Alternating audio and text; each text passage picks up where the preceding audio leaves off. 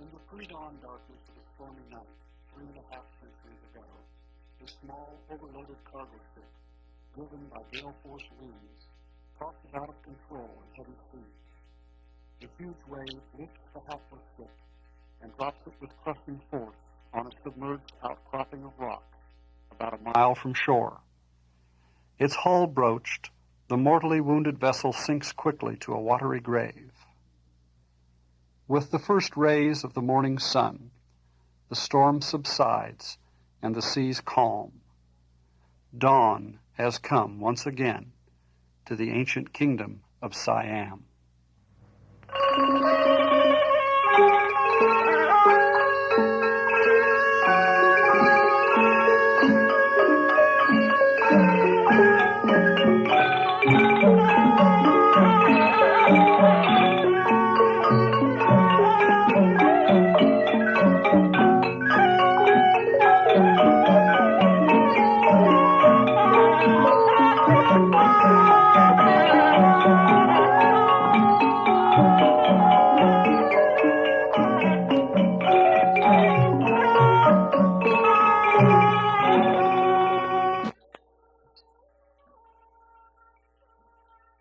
It is the year of Buddha, 2525, by Western calendars, 1982.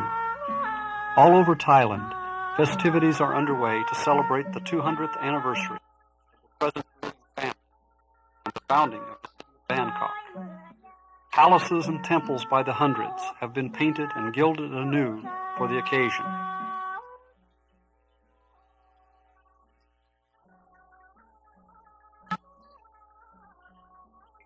To the western eye, these magnificent buildings with their steep, curved roofs and guardian demons belong in a fantasy world.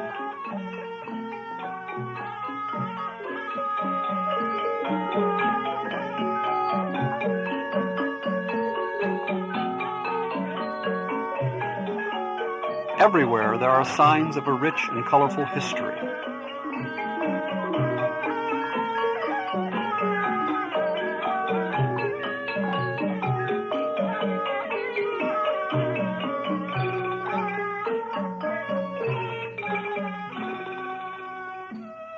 The Thai people have their origins in central China. Their spoken language belongs to the Sino-Tibetan family.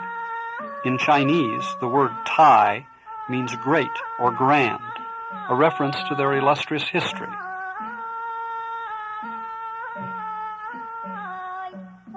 The Thais began their slow migration southward from China more than 2,000 years ago. Upon arriving in the land of Siam, they drove the indigenous Khmer people into present-day Cambodia. From the conquered Khmers, the Thais inherited many words and customs. The cactus-shaped pagodas are, for example, of Khmer origin.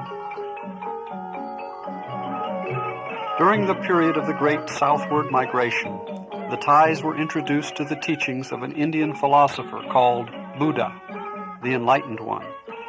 His philosophy took such deep root in this fertile land that today Thailand is probably the most devoutly Buddhist of all countries. Even the poorest village has a large ornate temple, or wat as it is called, built with the love, labor, and meager resources of the inhabitants. Every male Thai, by the age of 20, will shave his head and don the saffron-colored robe of a monk to begin a period of study, self-denial, and contemplation, which may last a few months or a lifetime.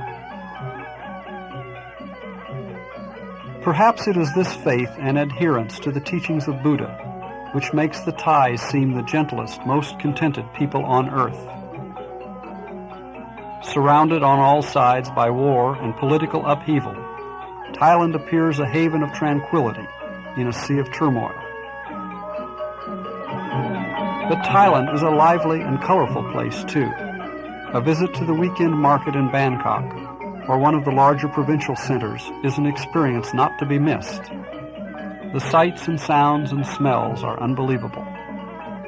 A bewildering variety of strange fruits, fish, fowl, birds, beasts, and reptiles are available, both cooked and otherwise.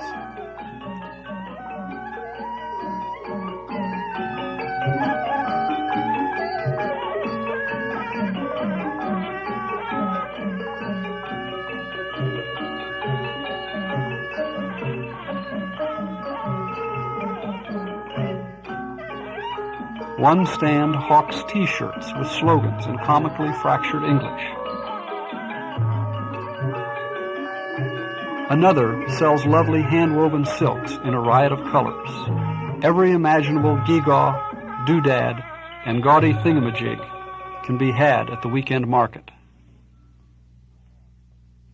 For most of the people of Thailand, life is closely tied to the country's canals, rivers, and the sea.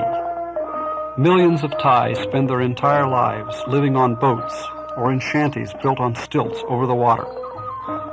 The city of Bangkok is known as the Venice of the East because of its extensive system of canals, or klongs as they are called. Although many of the klongs have been filled in to build roads for Bangkok's burgeoning population, on the outskirts of the city, life on the water goes on as it has for centuries.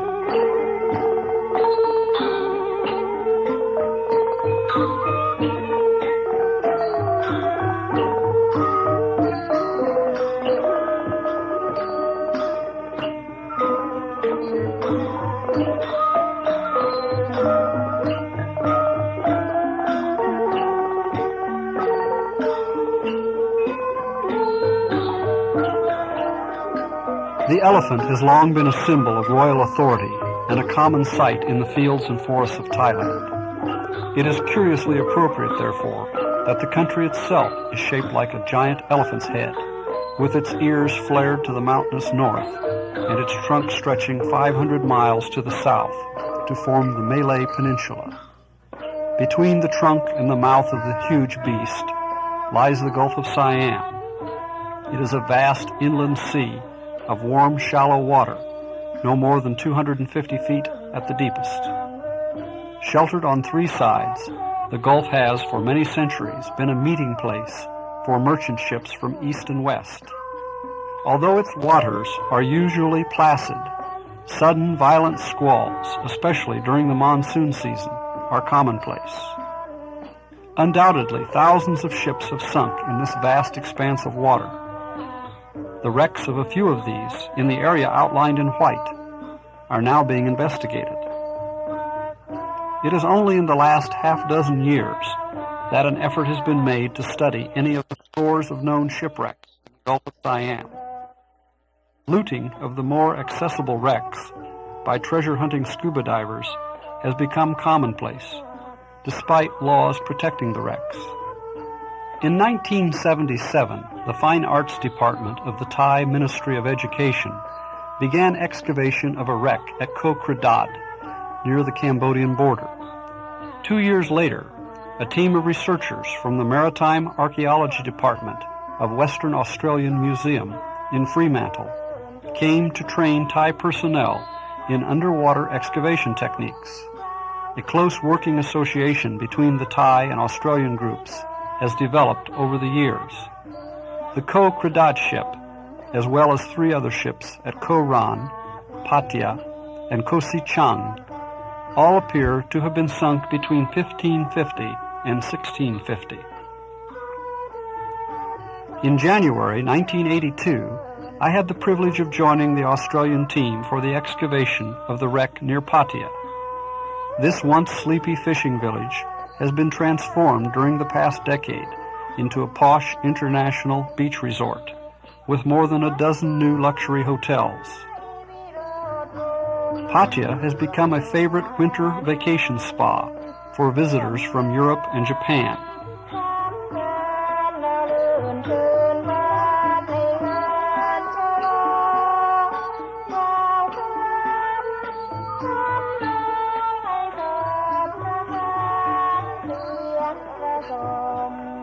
It was the operator of one of several dive shops in Pattaya who first found the wreck 2 years ago, about a mile offshore from the Royal Cliffs Hotel. Although many of the finest artifacts from the vessel were quickly looted and scattered, it was hoped that enough remained of the ship and its cargo to make a careful study and excavation worthwhile. The leader of the Australian expedition was Jeremy Green, head of the museum's Department of Maritime Archaeology. Jeremy is a leading authority on underwater archaeology and has worked on ships of the Spanish Armada in Ireland, ancient Greek vessels in the eastern Mediterranean, and several Indian Ocean wrecks in East Africa and Western Australia. The excavation team included members of the staffs of the Thai Fine Arts Department and Western Australian Museum, in addition to several volunteers.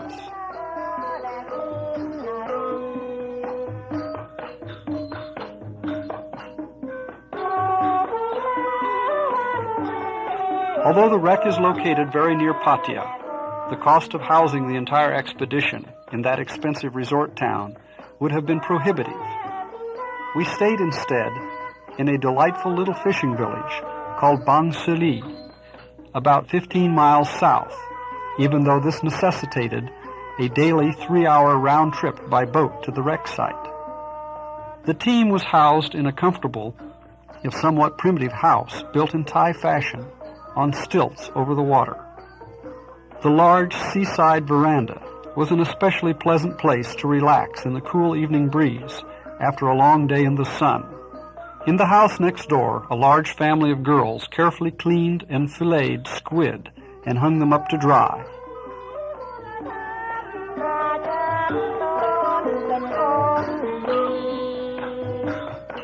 Directly behind our house was a large ornate wat, from which emanated drum, cymbal, and xylophone music at all hours of night and day. But if Bang Sali was not exactly a quiet place, it certainly did not lack for entertainment. The constant activity on the fishing pier was fascinating to watch. The fishermen were always friendly and hospitable, if somewhat amused by the tall, hairy foreigners who had invaded their village. One could hardly walk down the narrow dirt lane, which serves as Main Street in Bang Sali, without being invited to share a meal or a glass of strong Thai whiskey. Our dive boat was a sturdy, if somewhat weather-beaten, fishing trawler, captained by its owner, a small, wiry man who seemed never to rest. We took on board a high-pressure compressor for filling tanks and a second low-pressure compressor for operating an airlift. One of the principal tools of the underwater archaeologist, the airlift functions like a giant vacuum cleaner. Compressed air is pumped into the bottom end of a long plastic sewer pipe, which is held at an angle of about 45 degrees by ropes and floats. The air expands as it rushes up the pipe, creating an enormous suction. The PATTEYAv shipwreck lies in about 95 feet of water at the highest tides. Divers were, therefore, limited to 25 minutes of bottom time without decompression. The diving was done for the most part with twin 80 cubic foot cylinders, so that there was ample reserve air for vigorous work on the bottom. Because of the limited bottom time and the single airlift available, each diver worked alone for his allotted time. He was, however, in constant communication through a lifeline with a tender on the surface.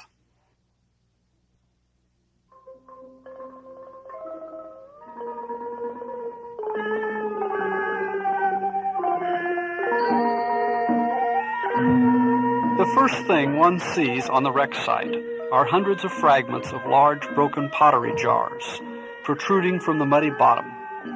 These jars were probably used to store foodstuffs, both for trade and for the use of the crew.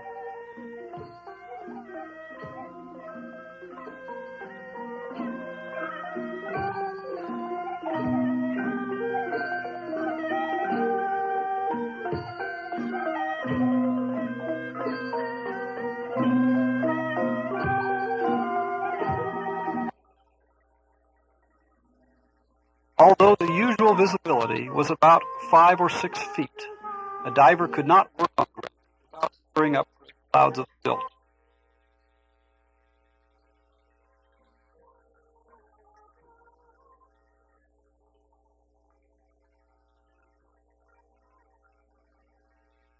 There were very few large shells or pieces of coral around the site, made clearing the wreck with airlift relatively easy. The hull of the ship is sitting upright, with about 60 feet of the keel intact. The timbers of the hull were carefully measured and photographed so that detailed maps could be drawn back on the surface.